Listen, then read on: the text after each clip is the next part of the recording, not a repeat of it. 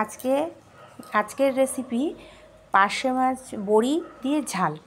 প্রথমে মাছগুলো ভালো করে কেটে ধুয়ে পরিষ্কার করে নুন হলুদ মাখিয়ে রেখেছিলাম। তারপর এদিকে কড়ায় তেল গরম করে এক এক করে মাছগুলো দিয়ে ভালো করে লাল লাল করে ভেজে মাছগুলো তুলে নিয়েছিলাম। ওই তেলের উপরেই খানিকটা বড়ি দিয়ে সেই বড়িগুলোকেও লাল লাল করে ভেজে বড়িগুলো নামিয়ে নিয়েছিলাম।